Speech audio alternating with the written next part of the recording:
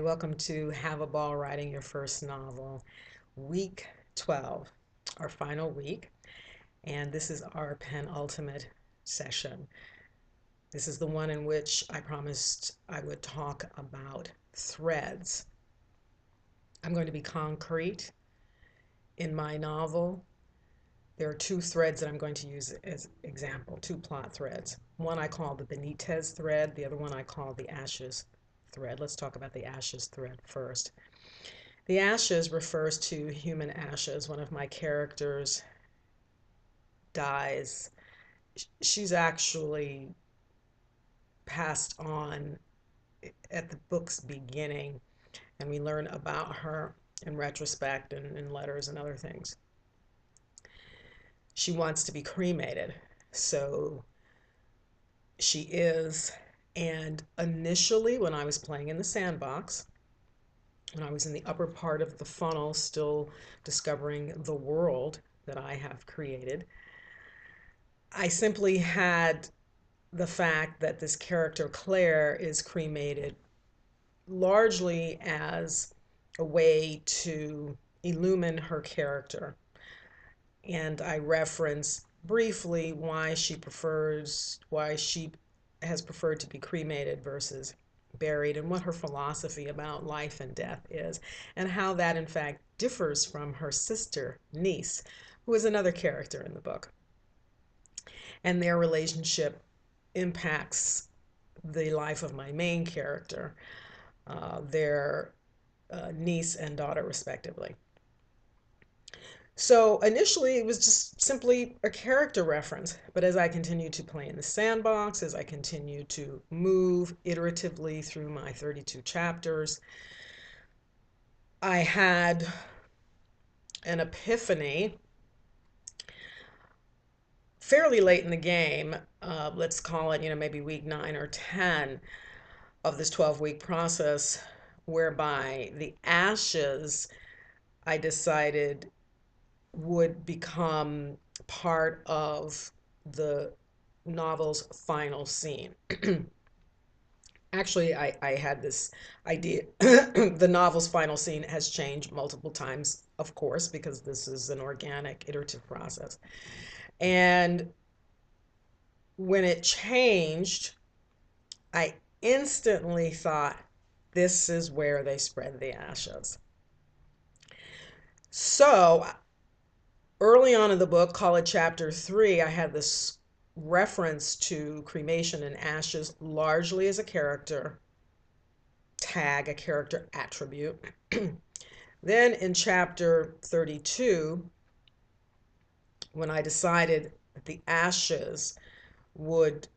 spreading of this character's ashes would figure as the main focus of the final chapter, that is when I then recognized why, because I went to the work, that I had to say something about the ashes between chapters 3 and chapters 32, right? You just can't have ashes here and then don't say anything about it for, 31 chapters and like, boom, um, there it is.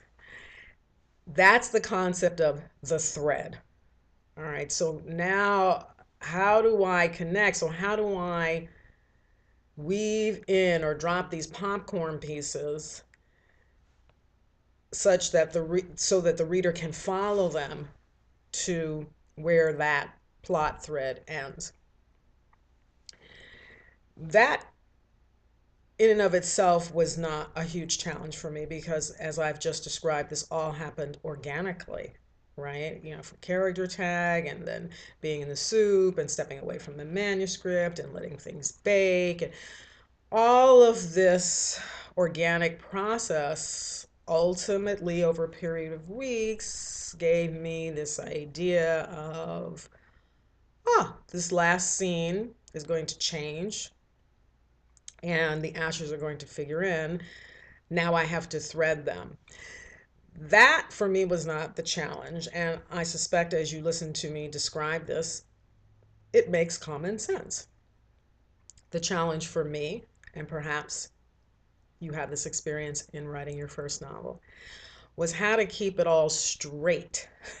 That was the challenge.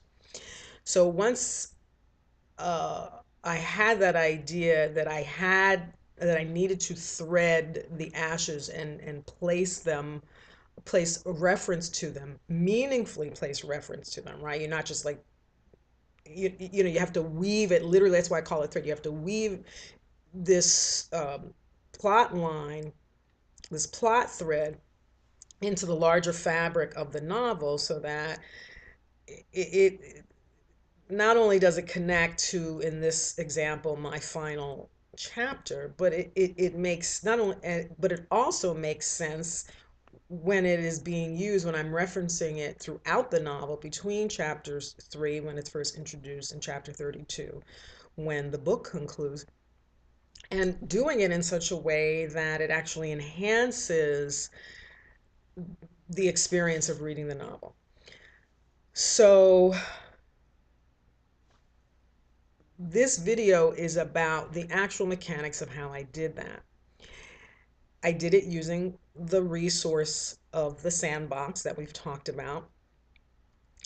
And in my sandbox folder, we have research. We have different types of sandboxes. We have research sandboxes, scenes that need homes, and we have another sandbox that I included called the threads.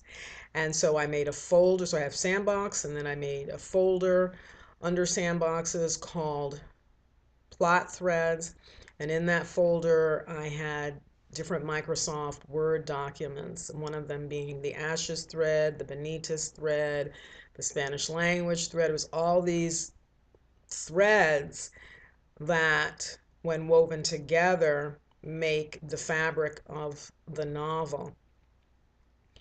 And I wanted to be sure, you know, I not only that I placed them, but how I placed them and the timing and all of that. That is the nature of the storytelling.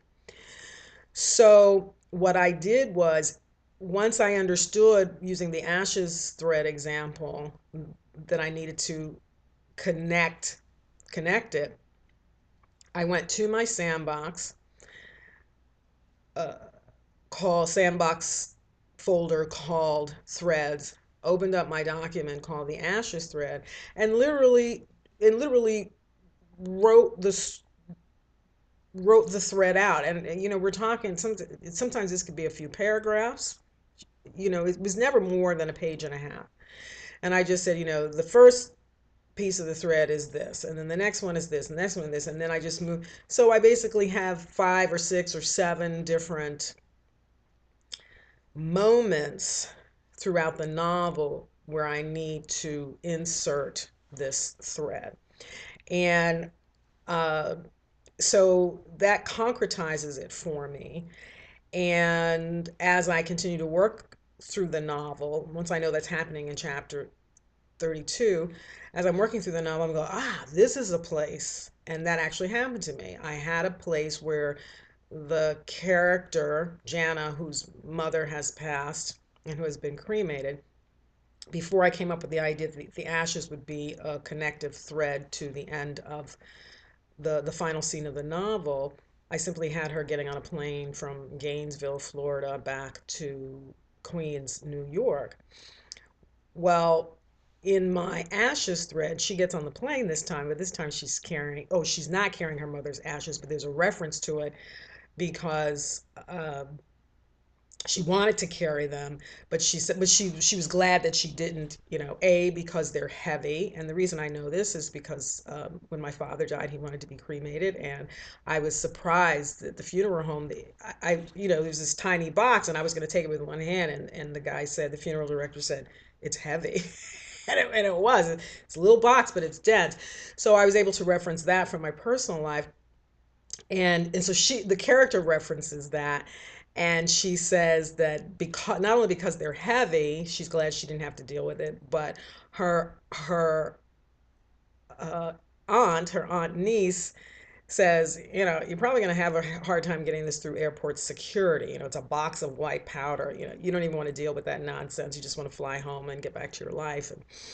And so she's reflecting on how, because even though it's small, it's heavy, so she didn't want to have to deal with that in addition to negotiating the rest of her luggage. And she was glad Aunt Niece, had that thought about airport security. So that was a meaningful reference to this plot thread. So it was really me going back through the novel, or as I'm continuing to work on the novel. And because I didn't really have to refer so much to the actual thread document, just the fact that I knew that I had to do it, I wrote it out, I saw it on paper.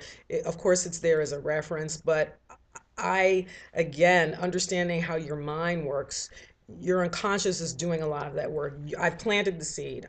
I've got to thread this throughout the book. These are the different ways I can thread it. And then I let the boys in the basement do their work. I continue in the conscious realm to work on the iterative writing of my chapters.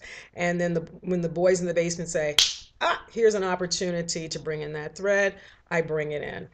That's why it's so important to understand how your mind works. That's why it's so important to bring in, that's why this is a 12-week program and not write your book in 24 hours, okay? Because it's a holistic, organic process.